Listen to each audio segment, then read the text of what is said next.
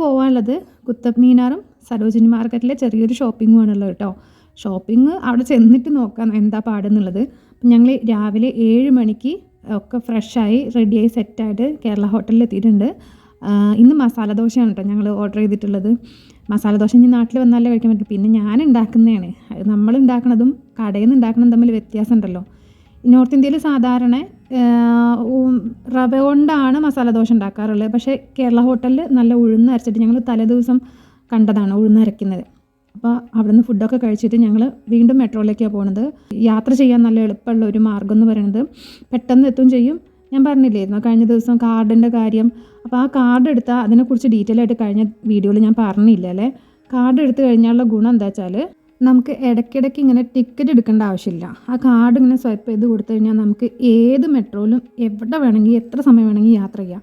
3 ദിവസത്തെ കാർഡാണെങ്കിൽ 3 ദിവസം നമുക്ക് ട്രാവൽ ചെയ്യാൻ പറ്റും ഫ്രീ എന്ന പോലെ. പക്ഷേ ഒരു കാർഡിന് 500 രൂപ ഉണ്ടല്ലോ, നമുക്കത് തിരിച്ചു കൊടുക്കുമ്പോൾ, അതായത് ട്രാവലൊക്കെ കഴിഞ്ഞ് തിരിച്ച് പോരുന്ന സമയത്ത് തിരിച്ചു കൊടുക്കുന്ന സമയത്ത് കാർഡ് 50 രൂപയോ 100 രൂപ എങ്ങാണ്ടും നമുക്ക് തിരിച്ചു കിട്ടും കേട്ടോ. അതാണ് അതിൻ്റെ ഗുണം. പിന്നെ കുത്തബ് മിനാർ എത്തിയിട്ട് ഇവിടുന്ന് കൗണ്ടറിൽ നമ്മൾ ടിക്കറ്റ് എടുക്കണം കേട്ടോ.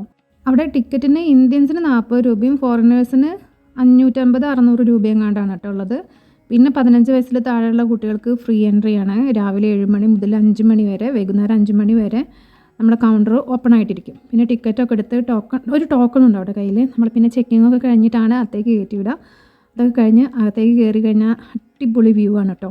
എയർപോർട്ട് അടുത്തായതുകൊണ്ട് എപ്പോഴും ഫ്ലൈറ്റ് ഇങ്ങനെ പോകണത് കാണാം കേട്ടോ. നല്ല ഭംഗിയായിരുന്നു. ഇതിപ്പോൾ രാവിലെ ഞങ്ങളൊരു 8 മണി 8:15 ആകുമ്പോഴേക്കും ഇവിടെ എത്തിയിട്ടുണ്ട്. മെട്രോ ഉപയോഗിച്ചതുകൊണ്ടാണ് കേട്ടോ പെട്ടെന്ന് എത്തിയത്. Metro use ആക്കിയതുകൊണ്ടാണ്. ബൈ റോഡൊക്കെ ആണെന്നുണ്ടെങ്കിൽ ഇത്ര പെട്ടെന്ന് എത്താൻ പറ്റില്ല. പിന്നെ എനിക്ക് തോന്നുന്നത് നമ്മൾ ഏറ്റവും നല്ലത് ഇങ്ങനെയുള്ള സ്ഥലങ്ങളൊക്കെ സന്ദർശിക്കാൻ ഏറ്റവും നല്ലത് രാവിലെയാണ്. അപ്പോൾ അത്ര വെയിലുണ്ടാവില്ല. നമ്മൾ അവിടെ എത്തിയ സമയത്ത് അത്ര വെയിലുണ്ടായിരുന്നില്ല. അപ്പം നല്ല സുഖമുള്ളൊരു ക്ലൈമറ്റ്. അപ്പോൾ ചെറിയൊരു തണുപ്പുള്ള സമയമാണ്. രാവിലെ ആകുമ്പോഴുള്ള ഗുണം എന്താ വെച്ചാൽ വലിയ തിരക്കും ഇല്ല, വെയിലും കുറവാണ്. പിന്നെ ഈ ഡൽഹിയിലൊക്കെ ട്രിപ്പൊക്കെ പോകാൻ പറ്റിയിട്ട് നല്ല ബെസ്റ്റ് ടൈം എന്ന് പറയുന്നത് ഫെബ്രുവരി മാർച്ചൊക്കെയാണ് കേട്ടോ. മാർച്ച് കഴിഞ്ഞാൽ പിന്നെ പുറത്തിറങ്ങാൻ പറ്റാത്ത ചൂടുണ്ടാവുക. ഡൽഹിയിൽ ഏറ്റവും കൂടുതൽ ചൂടായിരിക്കും ഉണ്ടാവുക. മാക്സിമം ആ ടൈമിൽ പോവുക. പിന്നെ വിൻ്റർ സ്റ്റാർട്ട് ചെയ്യുന്നതിൻ്റെ മുന്നേ, അതാണ് ഏറ്റവും നല്ല ടൈം ഡൽഹി വിസിറ്റ് ചെയ്യാൻ പറ്റിയത്. 1199 കുത്തബുദ്ദീൻ ഐബക്കാണ് കുത്തബ് മീനാറിൻ്റെ നിർമ്മാണം ആരംഭിച്ചിട്ടുള്ളത്. ഇൽത്തുമിഷാണ് കുത്തബ് മീനാർ പൂർത്തിയാക്കിയിട്ടുള്ളത്. ഇൻഡോ ഇസ്ലാമിക് വാസ്തുവിദ്യയുടെ ഒരു മികച്ച ഉദാഹരണമാണ് കേട്ടോ കുത്തബ് മീനാർ എന്ന് പറയുന്നത്. ഇതിൻ്റെ ഹൈറ്റ് 72.5 മീറ്ററാണ്. ലോകത്തിലെ ഏറ്റവും ഉയരമുള്ള ഇഷ്ടിക മിനാരാണ് കുത്തബ് മിനാർ. നമ്മുടെ പള്ളികളിലൊക്കെ ഉണ്ടാകുന്ന മിനാരല്ലേ, അതുതന്നെയാണ് സംഭവം. അത് ഇഷ്ടിക കൊണ്ട് നിർമ്മിച്ചിട്ടുള്ളതെന്നാണ് പറയുന്നത്. കൂടുതലും ഇഷ്ടികകളാണെങ്കിൽ പോലും അതിൻ്റെ കൂടെ ചുവന്ന മണൽക്കല്ലുകളും മാർബിളുകളും ഉപയോഗിച്ചിട്ടുണ്ട് കേട്ടോ. പിന്നെ ഇതിൻ്റെ ഭിത്തികളിലൊക്കെ ഖുർആൻ വാക്യങ്ങളൊക്കെ എഴുതി വെച്ചിട്ടുണ്ട്. അത് വ്യക്തമായിട്ട് കാണാം നമുക്ക്. 399 പടികളുള്ള കുത്തബ് മീനാറിന് 5 നിലകളാണുള്ളത്. പിന്നെ ഈ കുത്തബ് മീനാറിൻ്റെ പല പല ഭാഗങ്ങൾ നിർമ്മിക്കാൻ ഉപയോഗിച്ചിട്ടുള്ള പല സാധനങ്ങളും പല വസ്തുക്കളും നമ്മുടെ പഴയ ഹിന്ദു ജൈന ക്ഷേത്രങ്ങളിൽ നിന്നും കൊണ്ടുവന്നിട്ടുള്ളതാണെന്നാണ് ചരിത്രകാരന്മാർ പറയുന്നത് കേട്ടോ. പിന്നെ എനിക്ക് ഏറ്റവും അത്ഭുതമായിട്ട് തോന്നിയത് എന്താണെന്നറിയോ, ഈ കാണുന്ന ബിൽഡിങ്ങൊന്നും ഒരു സിമൻറ്റോ അങ്ങനെയുള്ള ഒന്നും വെച്ചിട്ടല്ല, ജസ്റ്റ് ഇതിങ്ങനെ അടുക്കി പെറുക്കി വെച്ചിട്ടാണ് കോൺക്രീറ്റ് ഉണ്ടാക്കിയിട്ടുള്ളത്. കോൺക്രീറ്റ് അല്ല, അങ്ങനെ ഒരു സാധനം ഉണ്ടാക്കിയത്. ഇത് കല്ലുകളാണ്, കോൺക്രീറ്റ് ഒന്നുമല്ല കേട്ടോ. സ്റ്റോൺസ് കൊണ്ടാണ് ഉണ്ടാക്കിയിട്ടുള്ളത്. പിന്നെ ഇതിൻ്റെ അകത്ത് ഒരുപാട് പൊട്ടിപ്പൊളിഞ്ഞ ഭാഗങ്ങളൊക്കെ ഉണ്ട്. ബിൽഡിങ്ങിൻ്റെ പൊട്ടിപ്പൊളിഞ്ഞ കുറേ ഭാഗങ്ങളുണ്ട്. സുൽത്താൻമാർക്ക് ഉണ്ടായിരുന്ന മദ്രസകൾ, പള്ളികൾ, പിന്നെ എന്താ പറയുക, ശവകുടീരങ്ങൾ, ഇങ്ങനെയുള്ള കുറേ കാര്യങ്ങളാണ് ഈ കുത്തബ് മീനാറിൻ്റെ കോമ്പൗണ്ടിൻ്റെ അകത്ത് കാണാൻ സാധിക്കുന്നത്. പക്ഷേ അത് ഒക്കെ ഏറ്റവും മനോഹരമാക്കി വൃത്തിയാക്കി വെച്ചിട്ടുണ്ട് കേട്ടോ. അതിൻ്റെ അകത്ത് ഒരു പ്ലാസ്റ്റിക് വേസ്റ്റുകളോ ഒരു ആവശ്യമില്ലാത്ത ഇല പോലും കിടക്കുന്നത് കാണില്ല, ഒരു കരിയില പോലും കാണില്ല. ഇപ്പോൾ ഇത് കണ്ടോ, ഈ 2 കല്ലുകൾ അടുക്കി വെച്ചിട്ടുള്ള ഈ ഒരു ഇടയിലുള്ള സാധനം ഞാൻ ഇപ്പം നഖം കൊണ്ട് പറിച്ച് നോക്കിയിട്ട് പോലും കിട്ടണില്ല. എന്താണ് അതിൻ്റെ ഒരു മണ്ണാണത്. പക്ഷെ അതിലെന്തോ ഒരു സാധനം മിക്സ് ചെയ്തിട്ടാണല്ലോ അതിനിങ്ങനെ ജോയിൻ്റ് ആക്കി വെച്ചിട്ടുള്ളത്. അത് ശരിക്കും ഒരു അത്ഭുതമായിട്ടാണ് എനിക്ക് തോന്നുന്നത്. ഞാൻ നേരത്തെ പറഞ്ഞില്ലായിരുന്നോ ഇത്തരം ഹിസ്റ്റോറിക്കൽ പ്ലേസിലൊക്കെ നമ്മൾ രാവിലെ വരണം എന്നുള്ളത്. രാവിലെ വന്നാൽ ഇതേപോലുള്ള നല്ല നോർമൽ വ്യൂ ആണ് കിട്ടുക. പക്ഷേ വൈകുന്നേരം ആകുമ്പോൾ 7 മണി വരെ ടിക്കറ്റ് കൗണ്ടർ ഓപ്പൺ ആണെന്ന് പറഞ്ഞല്ലോ. അപ്പോൾ വൈകുന്നേരങ്ങളിൽ നല്ല ലൈറ്റിങ്ങും കാര്യങ്ങളൊക്കെ സെറ്റാക്കിയിട്ടുണ്ട് കേട്ടോ. അത് ഞാൻ പറയാൻ നേരത്തെ മറന്നുപോയി. ഫുള്ള് ലൈറ്റിങ്ങും കാര്യങ്ങളൊക്കെ ഉണ്ട്. അപ്പം നല്ല ഒരു അടിപൊളി ആംബിയൻസ് ആണ് ഇവിടെ ഉണ്ടാവുക. ഞാൻ കണ്ടിട്ടില്ല. എൻ്റെ ആ ബ്രദർ കഴിഞ്ഞ വർഷം വന്നിട്ടുണ്ടായിരുന്നു. അതൊരു ഈവനിങ്ങിലായിരുന്നു വന്നത്. അപ്പോൾ അവൻ പറഞ്ഞു നല്ലൊരു ആംബിയൻസ് ആയിരുന്നു വൈകുന്നേരങ്ങളിൽ കാണാൻ വേണ്ടിയിട്ട് കുത്തബ് മിനാർ എന്നൊക്കെ.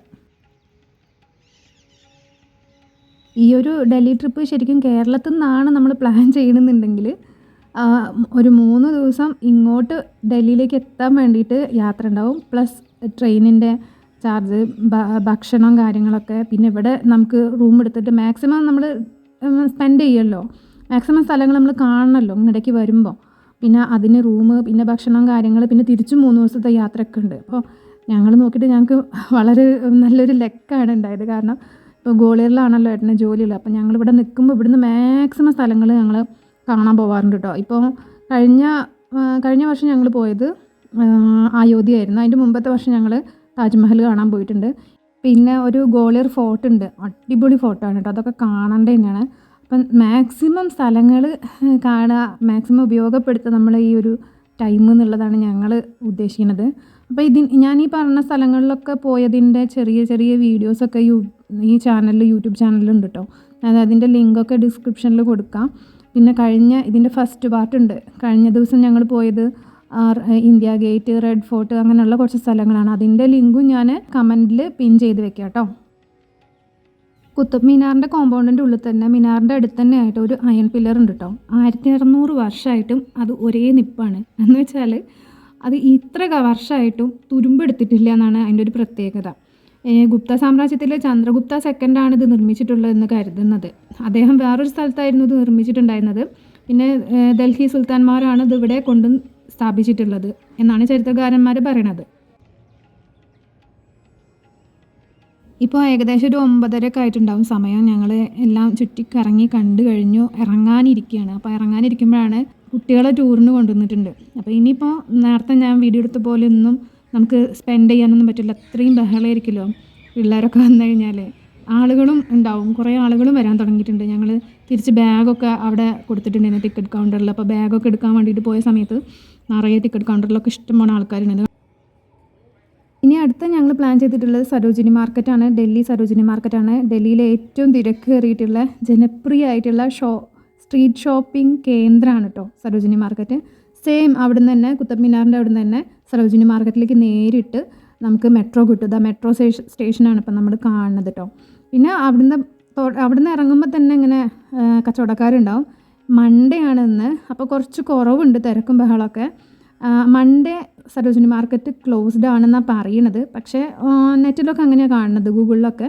പക്ഷേ ക്ലോസ്ഡ് ഒന്നല്ല, നെറ്റിലൊക്കെ ഇങ്ങനെ ക്ലോസ്ഡ് ആണെന്ന് പറയണതിനെ കൊണ്ട് ആളുകളുടെ തിരക്ക് വളരെ കുറവാണ് കേട്ടോ.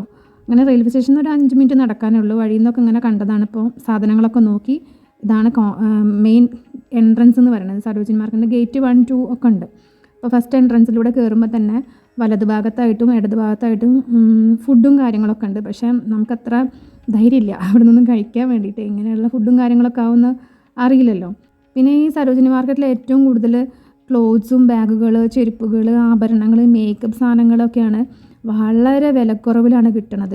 ചെറിയ എക്സ്പോർട്ട് ഇഷ്യൂ ഒക്കെ ഉള്ള സാധനങ്ങളാണ് ഇവിടെ സെയിൽ ചെയ്യുന്നത്. ഒരു പ്രത്യേകത എന്താ വെച്ചാൽ പുതിയ ട്രെൻഡി സാധനങ്ങൾ ഉണ്ടാവില്ലേ, അത് അവൈലബിൾ ആവട്ടെ ഇവിടെ. ആ നല്ലൊരു പോസിറ്റീവായിട്ട് എനിക്ക് കാണുന്നുണ്ട്. പക്ഷേ എനിക്ക് നെഗറ്റീവായിട്ട് തോന്നിയത് എന്താ വെച്ചാൽ ഇപ്പുറത്തെ ഷോപ്പ് കണ്ട സെയിം സാധനം തന്നെ അപ്പുറത്തെ ഷോപ്പിലുള്ളത് സെയിം റേറ്റ് തന്നെ. രണ്ടാളോടും വില പേശാൻ പറ്റില്ല. അപ്പോൾ പിന്നെ അതിലെന്തോ ഒരു പുതുമയുള്ള അങ്ങനെ എനിക്ക് തോന്നിയില്ല. എല്ലാ ഷോപ്പിലും ഒരേ സാധനങ്ങൾ തന്നെ. ചില കടകളിൽ ബാഗുകൾ മാത്രം, ചില കടകളിൽ ജീൻസുകൾ മാത്രം, ചില ഷോപ്പുകളിൽ കുർത്തീസ് മാത്രം, അങ്ങനെയൊക്കെ ആണ് കാണുന്നത്. അല്ലാതെ സെയിം എല്ലായിടത്തും ഒരേ വില തന്നെ, ഒരേ പോലെ തന്നെയാണ് എനിക്ക് ഫീൽ ചെയ്തിട്ടുള്ളത്. കുറേ ചുറ്റിക്കറങ്ങി നടന്നപ്പോൾ ഒരു ക്ഷീണം തോന്നി. ഞങ്ങൾ ചെറിയൊരു പേരക്കൊക്കെ കഴിച്ചു. അതിൻ്റെ അടുത്ത് തന്നെ ജ്യൂസൊന്നും കുടിക്കാൻ പേടിയായപ്പോൾ ചായ കഴിച്ചു. പിന്നെ കയ്യിൽ റസ്ക് ഉണ്ടായിരുന്നു. അപ്പോൾ ചായയും റസ്ക്കും കഴിച്ചതിന് ശേഷം ഇപ്പോഴത്തെ 2ാം ഗേറ്റിലൂടെ പുറത്തിറങ്ങി. ഇനി ഞങ്ങൾക്ക് നിസാമുദ്ദീനിലേക്കാണ് കേട്ടോ പോകേണ്ടത്. അവിടെ നിന്നാണ് ഇവിടെ ഗോളിയറിലേക്കുള്ള ട്രെയിൻ ഉള്ളത്. ഞങ്ങളെ ട്രിപ്പിൻ്റെ പ്ലാൻ അനുസരിച്ചിട്ട് വൈകുന്നേരം ഇറങ്ങുമ്പോൾ നിസാമുദ്ദീനിൽ വന്നിട്ട് വേണം ഗോളിയറിലേക്ക് കയറാൻ വേണ്ടിയിട്ട്. അപ്പം അതുകൊണ്ട് ഞങ്ങൾ നിസാമുദ്ദീനിൽ എത്തിയിട്ടോ. നിസാമുദ്ദീൻ മെട്രോ സ്റ്റേഷനാണ് ഈ കാണുന്നത്. അടിപൊളിയായിരുന്നു കാണാൻ വേണ്ടി. നമ്മൾ മുമ്പ് കണ്ട മെട്രോ സ്റ്റേഷനേക്കാട്ടിലും പൊളിയാണ് കേട്ടത്. പിന്നെ ഇവിടുന്ന് ഒരു 5 മിനിറ്റ് ഇറങ്ങിയിട്ട് നടക്കാനുണ്ട് നോർമൽ റെയിൽവേ സ്റ്റേഷനിലേക്ക്, നിസാമുദ്ദീൻ റെയിൽവേ സ്റ്റേഷനിലേക്ക്. 4:45 വണ്ടി സമയമുണ്ട്, ഇഷ്ടമാണ് സമയമുണ്ട്. ഇപ്പോൾ ഒരു മണിയൊക്കെ ആയിട്ടേ ഉള്ളൂ ടൈം. അപ്പോൾ ഞാൻ ചെറിയൊരു വിശപ്പ് വന്നതുകൊണ്ട് രാവിലെ ബ്രേക്ക്ഫാസ്റ്റ് അത്ര നേരത്തെ കഴിച്ചല്ലേ, പിന്നെ ഒരു റസ്ക്കും ചായയും. അപ്പോൾ നമ്മൾ ഒരു ഹോട്ടലിൽ കയറിയിട്ട് ദബ്ബാന്നോ അങ്ങനെ എന്തോ ആണ് കേട്ടോ ഇവിടുത്തെ ഹോട്ടലിന് പറയാം. തന്തൂരി റൊട്ടിയാണ് കഴിച്ചത്. ചീസ് ഇട്ടിട്ടുള്ള തന്തൂരി റൊട്ടിയാണ് പറഞ്ഞത്, പക്ഷെ അതൊന്നും ചീസൊന്നും ഇട്ടിട്ടില്ല. നോർമൽ തന്തൂരി റൊട്ടിയും ഒരു മുട്ട ഫ്രൈയും കഴിച്ചു. പിന്നെ അവിടെ വെയിറ്റിംഗ് റൂമിൽ 2 മണിക്കൂർ റെസ്റ്റ് ചെയ്തതിന് ശേഷം ട്രെയിനിൽ കയറിയതാണ്. അപ്പോൾ എനിക്ക് പറയാനുള്ളത്, നമ്മൾ ട്രിപ്പ് പോകുന്ന സമയത്ത് കുറച്ച് കാര്യങ്ങൾ ശ്രദ്ധിക്കണം. നമുക്ക് അസുഖം വരാൻ സാധ്യതയുണ്ട്. അപ്പോൾ അതിനുള്ള മെഡിസിൻസ് എടുക്കുക, കുട, വെള്ളം. പിന്നെ നമുക്ക് അവിടുന്ന് നിർബന്ധമായിട്ടും വാട്ടർ ബോട്ടിൽ കരുതണം കേട്ടോ. പിന്നെ നമ്മൾ കരുതാനുള്ളത് കൂളിംഗ് ഗ്ലാസ്, ഷോളുകൾ, അങ്ങനെയുള്ള കാര്യങ്ങളൊക്കെ കരുതുക കയ്യിൽ. അപ്പം നമുക്ക് യാത്ര കുറച്ച് സുഖകരമായിരിക്കാം. കഴിക്കാൻ ചെറിയ ചെറിയ സ്നാക്സും കയ്യിൽ കരുതാവുന്നതാണ്. 4:45 ട്രെയിനിൻ്റെ ടൈം. ഒരു 5 മണിയാകുമ്പോഴേക്കും വണ്ടി എടുത്തപ്പോൾ തന്നെ വൈകുന്നേരത്തെ ചായയും കടിയൊക്കെ വന്നിട്ടുണ്ടായിരുന്നു. അത് കഴിഞ്ഞതിന് ശേഷം രാത്രിയിലത്തെ ഫുഡും ഉണ്ടാവും കേട്ടോ. ഞങ്ങളത് നോക്കിയിട്ട് തന്നെയാണ് ഈ വണ്ടി ചൂസ് ചെയ്തത്. കാരണം വീട്ടിലെത്തിയിട്ട് ഇനി ഫുഡ് ഉണ്ടാക്കണ്ടല്ലോ. ഒരു 9 മണിയൊക്കെ ആകുമ്പോഴേക്കും ക്വാർട്ടറിൽ തിരിച്ചെത്തി. അതോടുകൂടി നമ്മുടെ 2 ദിവസത്തെ ഡൽഹി ട്രിപ്പ് അവസാനിക്കുകയാണ്. ഇനി പുതിയ വീഡിയോയിൽ കാണാം.